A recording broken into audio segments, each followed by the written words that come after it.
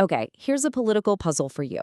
When a military action is deeply unpopular with the public, you'd expect the opposition party to be completely united against it, right? Well, when it comes to the recent strikes on Iran, that's just not what we're seeing. Let's get into it. Here's the thing. These strikes are really, really unpopular. So you'd think the Democratic Party would have a single, clear message against them. But instead, they're all over the place. So the big question is, why? Why are they so divided? And just how unpopular are we talking? Well, it all kind of boils down to this one number, 27%. That's it. Polling shows that barely a quarter of Americans actually approve of these strikes. All right, so let's dig into those numbers a little more to get a real feel for the landscape of public opinion. A recent Reuters/Ipsos poll breaks it all down for us. Like we said, only 27% approve. But look at this, 43% disapprove. And what's maybe even more telling is that huge chunk in the middle, 29%, nearly a third of the country. They just aren't sure what to think. This is not a popular military action by any measure. And this isn't just a one-off thing. It actually fits into a much bigger pattern. A solid majority of Americans, 56%, already think the president is just too willing to use military force in general.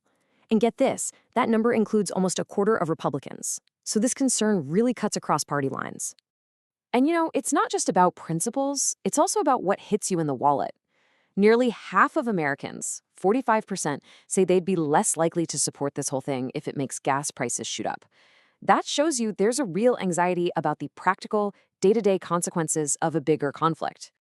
So, with that public opinion as the backdrop, let's get to the heart of the matter, this deep, messy division happening inside the Democratic Party. On one end of the spectrum, you have the progressive wing. Senator Bernie Sanders summed up their view perfectly, calling the action an illegal, premeditated, and unconstitutional war. I mean, that's a very clear, principled stand against the action itself. But then, in the very same party, you get this from Senator John Fetterman. Talking about the slain Iranian leader, he tweeted, "Let's see who grieves for that garbage." I mean, wow. That's an unapologetically hawkish, supportive take. The whiplash between those two statements is just staggering. And those quotes really peel back the curtain on the different factions at war here. You've got the progressives with their principled opposition. Then you have centrists who are supporting what they call decisive action. Then there's this problem solvers group who say, yeah, we agree with the goal, but we don't like the process. And finally, you have this ambivalent camp that says Iran is a threat, but this strategy is all wrong. It's basically a party pulling in 4 different directions at once. And maybe no one embodies this awkward balancing act better than Senator Mark Kelly. He's a former combat pilot, and he called the death of Iran's leader a good thing, but then immediately turns around and slams the White House, saying hope is not a strategy. He's trying to have it both ways, and that right there is the party's central problem. So this brings us to the core of our analysis, to what you could call the ambiguity trap. This is the real reason behind all this division. See, the Democratic criticism is splitting into 2 totally different arguments.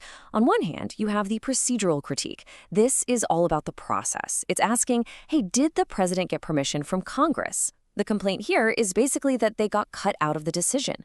But then on the other hand, you have the principled critique. This one focuses on the action itself, asking, was this whole thing a massive strategic mistake? Here, the complaint is that the entire policy is just wrong. And what happens when you try to make both of those arguments at the same time? Well, you get a completely muddled, mixed message.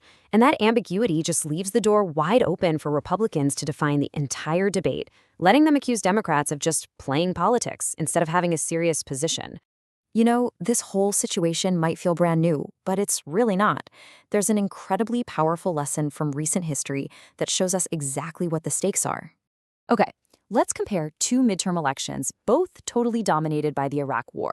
In 2004, the Democratic message was ambiguous. They criticized how the war was being managed, but they didn't really challenge the mission itself. The result? Republicans won. Now, fast forward just 2 years to 2006. The Democratic message becomes crystal clear.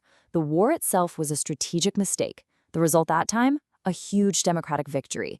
The difference in messaging is just night and day. So the lesson from history couldn't be clearer, right? A strong strategic message about whether a war is right or wrong in the first place? Well, that connects with voters way more than a complicated debate about congressional procedure. So after all that, What's the big takeaway? What should we make of this whole situation? It all really boils down to this one crucial question. For an opposition party, when you're in the middle of a national security crisis, what's more important? Showing a united front, even if your message is muddled, or having a crystal clear message, even if it exposes all the fractures within your own party? The answer to that question, well, it could define the political landscape for a very long time to come.